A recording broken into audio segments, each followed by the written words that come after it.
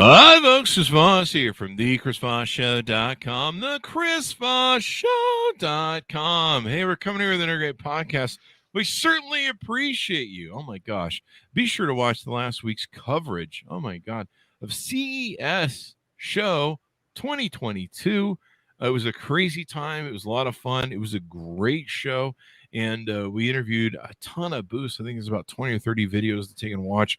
Go over and watch some of that content on youtube.com/Chris Voss, as well as this video. And also go to goodreads.com/Chris Voss. See everything we're reading and reviewing over there, including my books. All of our groups on Facebook, LinkedIn, Twitter, Instagram, TikTok, all those places the crazy kids are playing these days. And today, as always, it's just amazing. We always have these brilliant authors on the show that have put in hundreds of thousands of hours. I'm just going to say hundreds of thousands of hours because it seems like that in editing. Hundreds of thousands of hours into the research in their books, and they bring it to us and give it to you in about 30 minutes to an hour. And then, of course, you go order their books and everything else. So we've got an amazing author on the show. He's written his newest book, December 7th, 2021, just came out, Citizen Cash: The Political Life and Times of Johnny Cash. Michael Stewart Foley is on the show with us today, and he's going to be talking about this amazing book and what he put into it and what he found. He is a historian of American political culture. He is the author or editor of 7 other books, including the prize-winning Confronting the War Machine, Draft Resistance During the Vietnam War, Front Porch Politics, the Forgotten Heyday of American Activism in the 1970s and 80s, and 33 1/3 book on punk band Dead Kennedy's political masterpiece, Fresh Fruit for Rotting Vegetables. He's also served as a historical advisor on a number of films and television shows, including Mad Men, and his writing has appeared in the New York Times, The Guardian, the Boston Sunday Globe, and the Daily Beast, among other news outlets. He is a professor of American civilization. American civilization, is it an oxymoron? I don't know at this point. At Université Grenoble Alpes in France. That was my best French impression. Welcome to the show, Michael. How are you? Thanks very much. I'm good. Thanks. And that was a good job on the French pronunciation. Thank you. Maybe they won't. Maybe they'll hate me less once I show up. I hear that they're not in Americas too much. So anyway, welcome to the show. Congratulations on the new book. Give us your plugs, your .coms. Tell us where people are going to order this baby on the interwebs. I have a website. It's michaelstewartfoley.com, and I'm on Twitter and Instagram at Foley Effect. I'm on Facebook also under my name, Michael Stewart Foley. And you can order the book, pretty much everywhere. Any independent bookstore, all the online vendors, or at basicbooks.com, which is the publisher in New York. There you go. And what motivated you to write this book about Johnny Cash? Who was this guy? Was he the American icon that I know of, or who was he? Yeah, he was the American icon you know of, but he was also much more than that, and that's what first got me interested in writing about him as a political figure. Was that years ago, in fact, when he was still alive, they came out with an old archival concert from Madison Square Garden in 1969. And in the middle of that show, he starts talking about the Vietnam War from the stage. This was in December of 1969. And I had been a Johnny Cash fan for a long time. And I had thought, I didn't know that he was even interested in talking about those kinds of things to his audience. So that's what started it, almost 18 years ago, I think, when I first started thinking about it. It was kind of a side project. I thought I'd write an article, which I finally did. And then that kind of got some attention. And I thought, well, maybe somebody ought to write a book about this guy as a political artist. So that's what I did. Cool. Give us an overall arcing of the book, if you would, please. Well, the basic idea, like I say, is that most Cash fans, most folks who know of Johnny Cash, don't think of him as a political artist. They don't think of him as Pete Seeger or Joan Baez or something. And if they do, a lot of people kind of claim him as they see themselves, as Democrats or Republicans or as really? liberals or conservatives, And so the point of the book is to show that, in fact, he was a deeply political artist, perhaps the most political artist of his age, and that I did all this research on his life in the context of the times in which he becomes the icon that he becomes, primarily to show how he evolved over time and how he engaged with all these different political issues, and not through a kind of politics of ideology or political party, but through what I call a politics of empathy, through his own personal experiences. Mm-hmm. Now, I guess, how did this shape him? Or I imagine his life or his interest in politics or speaking out about things were shaped from his life experience. I know he kind of went through a lot of challenges growing up. Do you want to touch on those for those who aren't familiar with Johnny Cash? Sure. Yeah. I mean, if you're only familiar with him from, the Joaquin Phoenix film, Walk the Line or something, you get a kind of snapshot of that image of his upbringing in Depression era Arkansas, right? He grew up in pretty severe poverty, but he also grew up as the beneficiary of a government program that was established by the Roosevelt administration that resettled poor landless farmers and kind of loaned them land and equipment and livestock so that they could eventually become independent landowning farmers themselves. So through that experience, which was impoverished on the one hand, but also was not nearly as bad as a lot of people that he saw around him, right, who were sharecroppers, who were really destitute, and cast off of the farms on which they worked, including right in neighboring communities. He witnessed a lot of very difficult circumstances, much more difficult than even his own. And it's clear from his art, from the music that he makes over many years, how deeply that informed him and his adult persona. Mm-hmm. And I imagine that it definitely shaped him in his empathy. Absolutely. I mean, he had a sense that, and it wasn't only in terms of working class or poor people, right? It was in terms of all kinds of different people whom he related to primarily through his own experience. He didn't have, a formal political education. He didn't have a formal education beyond high school.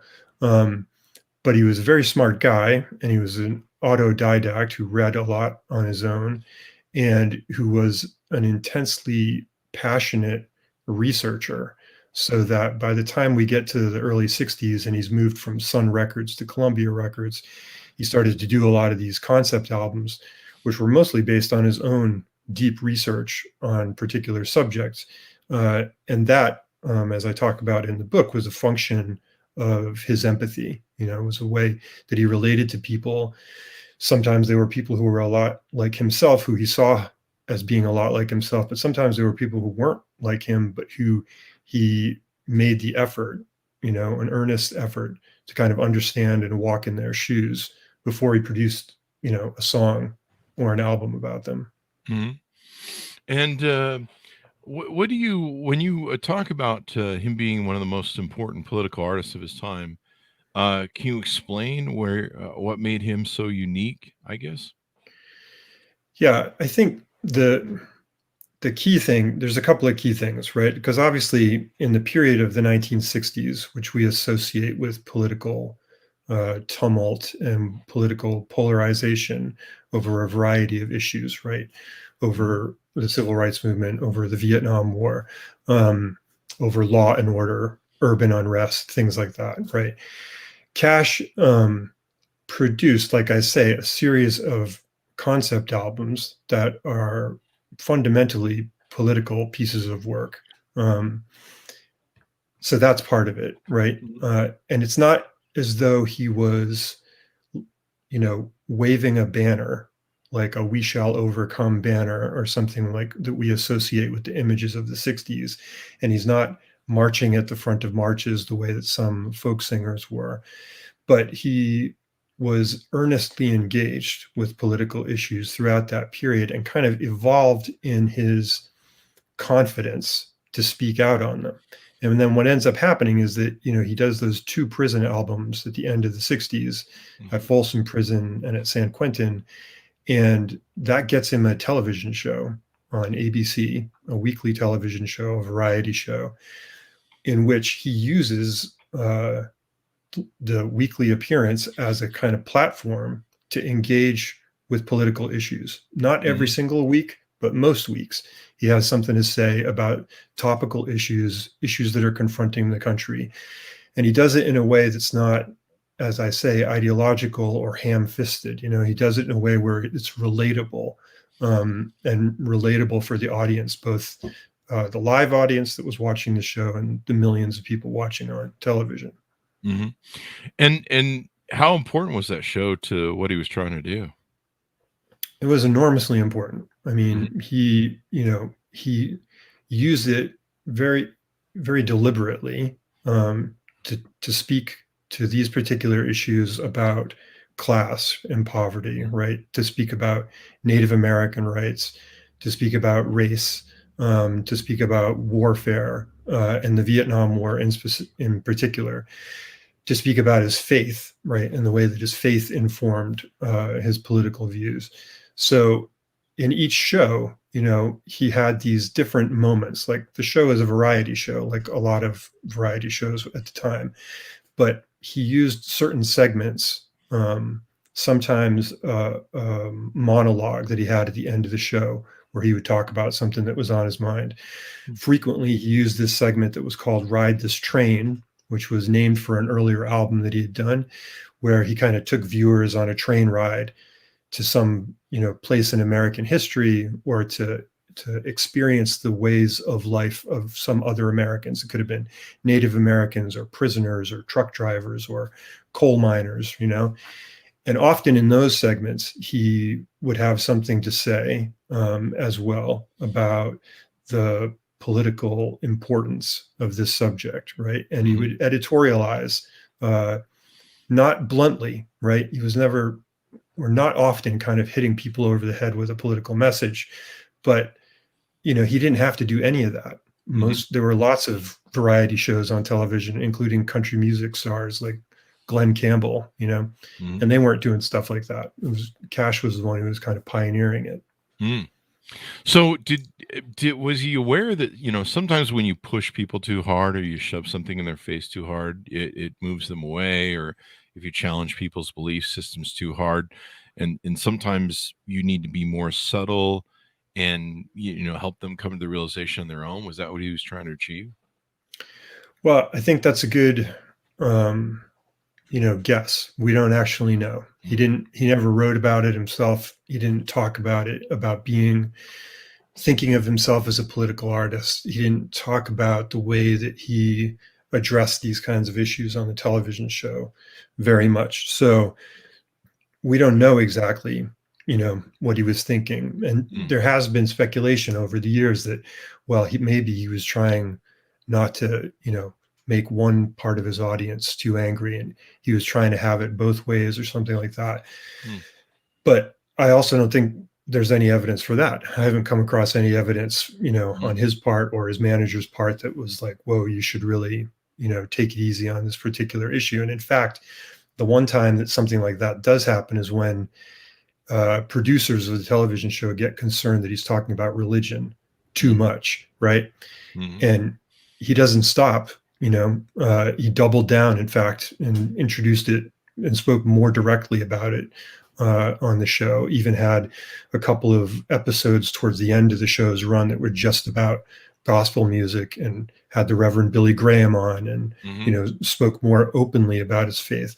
So, there's not much evidence that he was concerned about losing his audience. I think what you get a sense of when you watch all the episodes of the television show, which unfortunately are not readily available, you have to go, to archives to watch it. But if you can see them all, in a row, as you see this kind of development of this guy, kind of thinking his way through the way that most Americans were trying to think through all these complicated issues, and talking about it in ways that seemed honest and earnest, and were therefore, appealing to his audience. Mm-hmm. He still, all these years later, has people on both the right and the left who claim him as their own.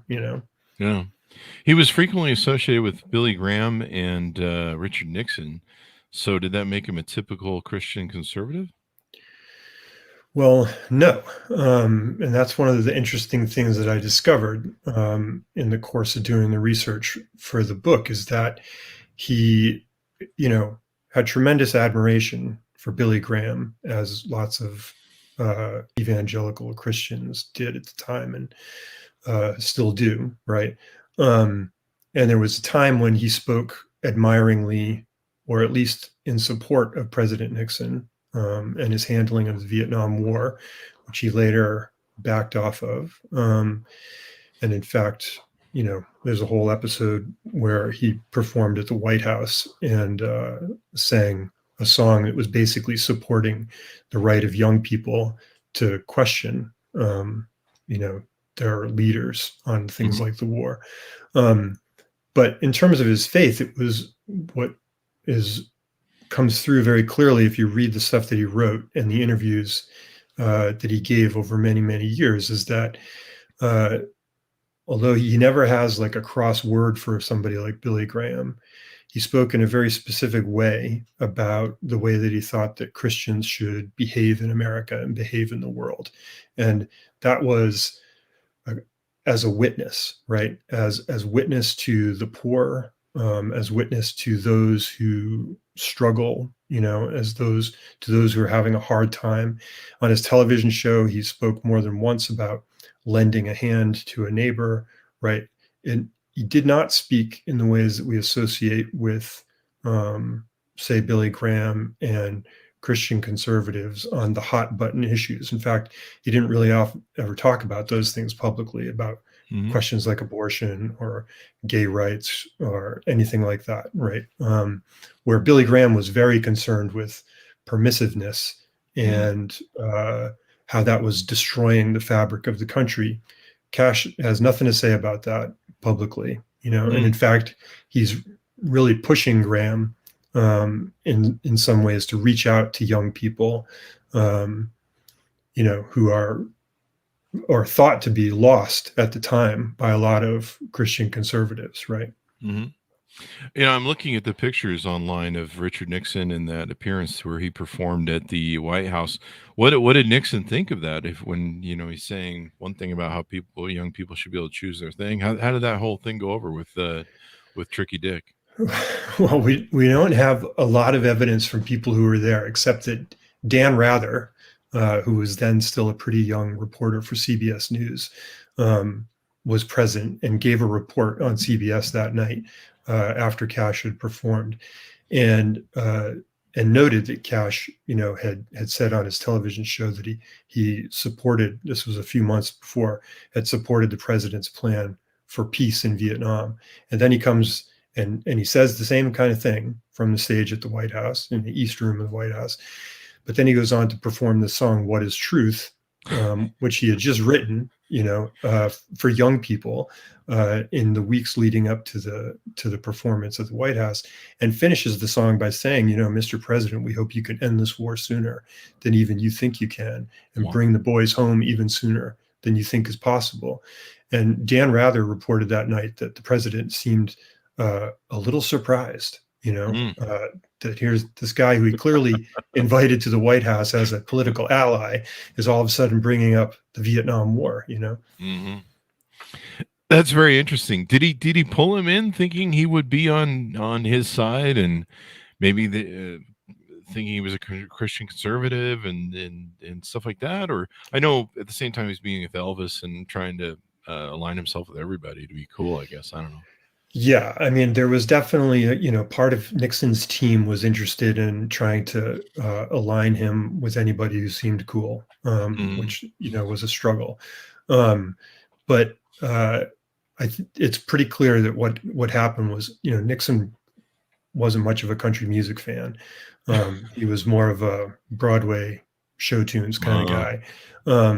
And someone on his staff must have seen the Johnny Cash show that began the second season in January 1970, where Cash said that he supported the president, in his efforts to find peace in Vietnam, and that triggered a thank you letter from the White House, and then the invitation to come perform at the White House. Mm-hmm.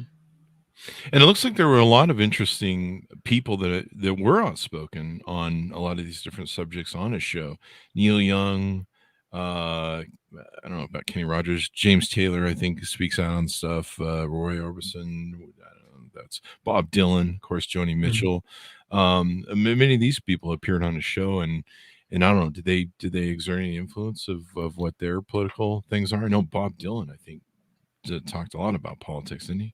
Yeah, sure. Early in his career, Dylan, was seen as, and kind of on purpose presented himself as an heir to Woody Guthrie and the Pete Seegers of the world. But by the time he performed with Cash in 1969, he was his was not a particularly political performance. But even in the summer of '69, when Cash's show was being run on a trial basis, he invited people on like Buffy St. Marie and the folk singer Odetta, who both of whom were well-known political artists, folk singers, and they performed political songs on that show. Buffy St. Marie especially, and then she did a duet with Cash of a Peter Lafarge song called Custer, which is all about George Armstrong Custer being wiped out by Crazy Horse and the Lakota Sioux in a way that was really provocative, and Cash had a deal with the producers of the show that he would get to invite as many of the people as he wanted onto the show. In exchange, he had to have the occasional Hollywood people on that the producers wanted to have. So people like Bob Hope, made appearances, and some of the comedians that they had on you would see on any variety show, but Cash eventually brought Pete Seeger on the show, just even though there was a kind of a fight over whether or not he should be allowed to appear because of his left-wing tendencies. And lots of other people, so like some of the people that you named as well. Not all of them performed political songs, but some of them did. Arlo Guthrie, the son of Woody Guthrie, came on and sang a political song. So in 1957, he wrote a song called Old Apache Squaw. And I guess it was an Indian protest song for a while, or yeah. Well, it was his first effort at writing a song on behalf of Native Americans, his first of many, right? He, for a long time, for much of his life, he believed that he was himself part Cherokee, right? Which is true of a lot of people who grew up in northeastern Arkansas, because even up until that period in the 1930s, it's still very much the frontier, and there's long been, obviously, for thousands and thousands of years, a presence of Native Americans there. He later found out that he wasn't, in fact, part Cherokee, but it was part of family lore, and he, had a deep affinity and a sense of empathy for Native Americans.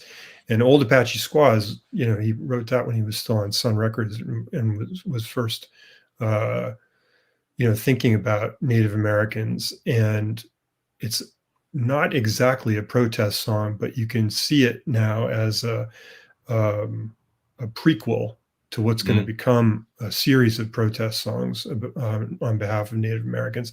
And ultimately, the Bitter Tears album, which is entirely about the plight of Native Americans. Ballads of the American, Bitter Tears, Ballads of the American Indian. Yeah, exactly. This is pretty amazing. Yeah, and this is stuff I didn't even know about Johnny Cash. My grandmother loved Johnny Cash. She was West Virginia. She loved country music. I grew up watching, him on all the shows because my grandma controlled the TV. But God bless her. I wouldn't know how great Johnny Carson was and been a fan of Johnny Carson if it hadn't been for her forcing me to watch Johnny Carson every night, which, I was never all that into, but now I actually watch him to be a better host. Although I still have not fully embraced the Liberace show that came after Carson. Right. So maybe there's still time. But no, That's this is right. really interesting. Are there any country music artists who follow in Johnny Cash's footsteps? I mean, you mean today, I think? Yeah. Yeah. I mean, I think there's a lot of people in country music today who are, politically astute and engaged with the pressing issues facing the country and who don't hesitate to talk about it.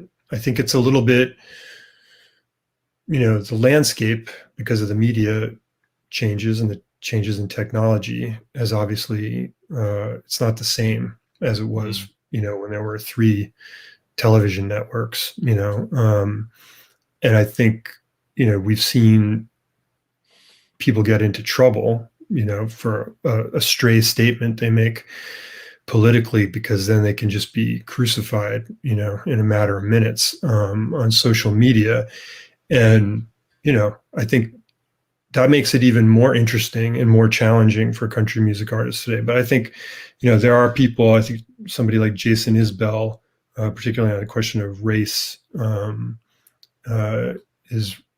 is clearly an heir to Johnny Cash. I think Margot Price, somebody asked me if somebody else could have a show like Johnny Cash's show today, like who would you like it to be? And I would love it if Margot Price had a variety show where she's like part Johnny Cash, part Willie Nelson, part Loretta Lynn, in her politics.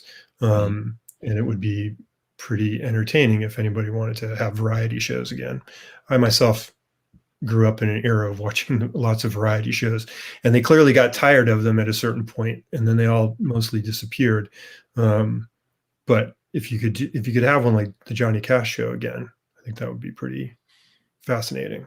You've got me really interested in this. I'm going to go on YouTube and see if there's any on YouTube. Are there any on YouTube at all that you can see a lot of clips from the Johnny Cash show on YouTube? Uh-huh. It's hard to find whole episodes. Yeah. I had to go to 3 different archives, although I think the Country Music Hall of Fame in Nashville has a complete set of the television show in their archives. So I used some of their archives when I was there, and I also, at the Paley Center for Media in New York and Los Angeles, they have not incomplete sets, but I made use of the archives in all those places to be able to watch every episode. Yeah, this is definitely interesting. I grew up in that era, so I kind of still like it. Sonny and Cher show, like right. all those shows. Even going back to the black and white, even the old Ed Sullivan show is fun to watch every now and then. Right. Exactly. So there you go. I don't know. That was the Jack Benny show, of course. So I grew up with those shows. I watched them all, and but I think this is really cool. Maybe Johnny Cash basically opened the door to a lot of country artists and other artists to come out and talk about these things. Is that maybe something he helped get the door opened on, or make people feel better about coming out and talking about these things? Yeah, I think, he's highly regarded as an artist for a lot of reasons. And I think, for some country music artists who came after him, part of his appeal was that he seemed like a straight talker, a guy who was honest, a guy who was, struggling in an era of polarization with, figuring out what was right and what was wrong. And, lots of people admire that. And I think a lot of artists who came after him have tried to follow in those same footsteps. There were not, very many who were prepared to speak out on issues like that before he came along. There were, of course, country music television shows, but you didn't have artists coming on practically every week, talking to the country in a live recorded television show, recorded in Nashville, by the way, right at the Ryman Auditorium, and sort of speaking to Middle America in a way that everyone seemed to be able to relate to. So, yeah, I think a lot of artists have come along since then and have tried to, speak to their audience with a level of respect, that they can speak honestly and not to, like I say, ram things down people's throats. Yeah. Yeah, and he was such a powerful figure. Like so many people saw him or see him as a guy who was no bullshitter, to steal from Sinatra. I did it my way. That's kind of the impression I think we all have. In fact, one of my favorite photos of him is him flipping off the camera, Right. just with this attitude of I'm Johnny Cash and I don't give a fuck. And I don't know, there's just something really powerful in it. And so I love that meme. But Yeah. he just had that whole powerful as a guy who did that, and it sounded like he really stood his ground on what he was trying to achieve in everything in life as an artist. Yeah, I think so. I mean, the trouble with the outlaw image, right, that he has is that it sometimes gets in the way of how thoughtful he was about other things. Like he was definitely a guy who stood his ground, but he was also able to evolve over time on a political question, and like that's very clear on the question of race. It's very clear on the question of the Vietnam War, that the position he started at wasn't the position that he maintained for the rest of his career or the rest of his life. And he didn't try to hide any of it. He just talked about it and talked about his own evolution on these questions, as forthrightly as he could. And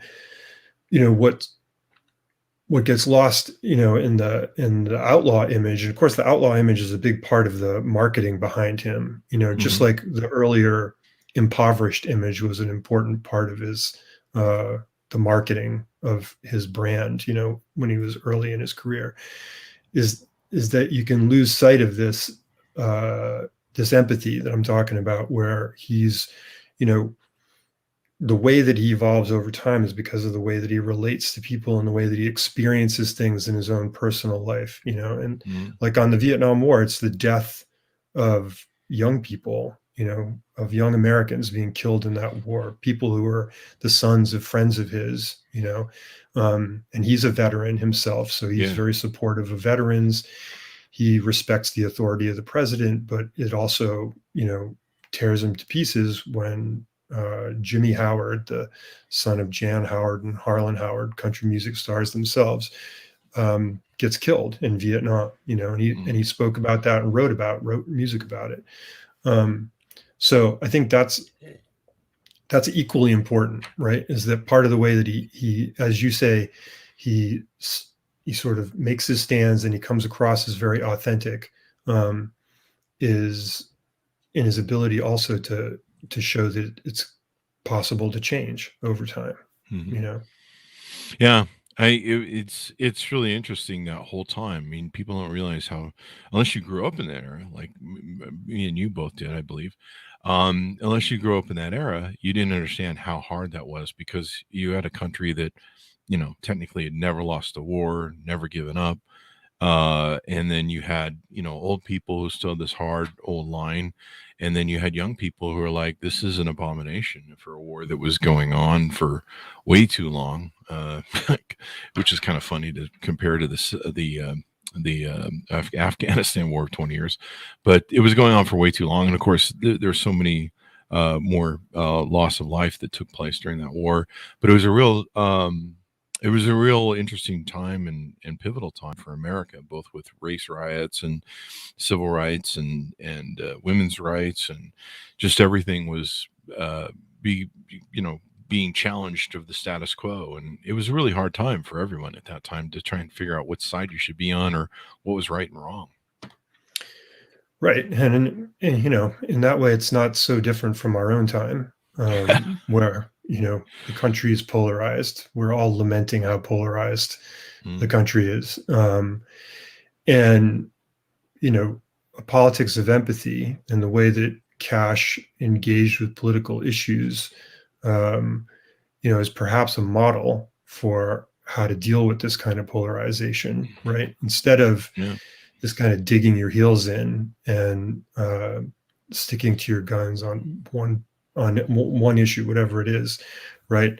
Or following some script that's laid out for you by so-called experts or elites on this side or that side of the political aisle. It's okay to be human and to change your mind about things and to reflect, on a political question, and to, it can be limiting at times if you only think about political issues in terms of your own experience. Well, your own experience can be pretty limiting, and in some ways, I think Cash's political engagement may not have always been what I might have wanted it to be, or someone else might have wanted it to be. We might have wanted that he spoke out more strongly on some issues, or more in a more sophisticated way on some issues, and sometimes that just didn't happen because this is the way that he went about it. So I'm not saying that the politics of empathy is better than a politics of ideology, but they obviously coexist. And perhaps when you have partisanship that's so driven by ideology, and by just this constant media bombardment, right, 24 hours a day, that this is what we think and this is what they think, that a politics of empathy can be useful in transcending that divide. And I would agree with you too. More empathy would be good. I mean, people just mostly seem to take their marching orders from, whatever the political tropes are, and instead of really thinking them out, they just kind of parrot them and don't really give them much thought, and just, they don't really give a think. I don't know. I can't quote most people, I guess, because I'm not them, but it seems kind of assumptive for me to say so, but it seems like a lot of people don't really think through what their political ideology is. They're just repeating tropes that they saw on from the leaders of whichever party. And certainly having more empathy towards each other might bring us closer as Americans together. Maybe, I don't know. Who knows at this point? I don't know what can fix it, but definitely maybe we should read more about Johnny Cash and what he did and everything else. Anything more you want to touch on, to tease out on the book before we go? I mean, just on that question, for example, on the question of race, very few people have thought that Cash had taken any particular stand on race, or on civil rights, and in fact, he was even kind of criticized at the time because he spoke out so much on behalf of Native Americans and on behalf of prisoners, that some journalists back at the time, even when he was at the height of his political influence and cultural influence, that he hadn't said enough. But, this is a perfect example of a guy who grows up in a part of the country that has a real problem with race in Arkansas, where, lynchings were still taking place in, his part of the state, as late as his childhood, and where he grows up in a community that's obviously whites only. It's a government, built program that didn't challenge the racial hierarchies of the area. And there's clear evidence, that even into his 20s, he had racist baggage of his own. But then over time, through a series of his own kind of personal interactions when he's living in Memphis, his admiration for so many African-American artists, and his deep kind of commitment to like social realism, to doing archival work and documenting the experience of American history and American life. He was almost like Alan Lomax and John Lomax, doing all these field recordings. He does an album in 1962 called Blood, Sweat, and Tears that is basically an album about exploited Black working men, that people just took at the time to be kind of a collection of folk songs about working men from the 19th century or the early 20th century. But if you go back and listen to it and look at it more closely, this is an album about race that he produces in the middle of the civil rights movement, right? And like I say, he doesn't wave a flag about it. He doesn't draw attention to himself as some kind of, civil rights artist or anything, but he clearly makes an artistic stand on behalf of Black lives in a way that nobody has really appreciated. And that's through a real effort to empathize with other people, people who he had only seen as he was growing up as exploited and marginalized. And if a guy like that, coming from those kinds of origins, can, evolve in that way, and then, later he becomes, he makes the show a platform for Black artists when he's got his television show as well. If he can do that, then, anybody can do that. Everybody's capable of a kind of politics of empathy that transcends this kind of division that you're talking about. That's awesome. I mean, he could have easily sat back and just kind of rest on his laurels and his money, but he cared. It's been wonderful to have you on the show, Michael. Thank you for coming on. My pleasure. Thanks for having me. There you go. And give us your plug so people can find you on the interwebs. Sure. My website's my name, michaelstewartfoley.com, and I'm on Twitter and Instagram at Foley Effect, and on Facebook too. There you guys go. Michael Stewart Foley. Order that up. December 7th, 2021. It just came out. It's already a year old. No, I'm just kidding. It's right. It's only last month. Citizen Cash, the political life and times of Johnny Cash. Order that baby up. Be the first one on your block or book club to have read it. Thanks to Michael for being on the show with us here today. And thanks to Monitors for tuning in. Go to youtube.com/Chris Voss. See everything we're reading and reviewing over there. Refer the show to your friends, neighbors, relatives. Also go to goodreads.com/Chris Voss. See all of our groups on Facebook, LinkedIn, Twitter, Instagram, all those crazy places the kids are playing these days. Thanks for tuning in. Be good to each other. Stay safe, and we'll see you guys next time.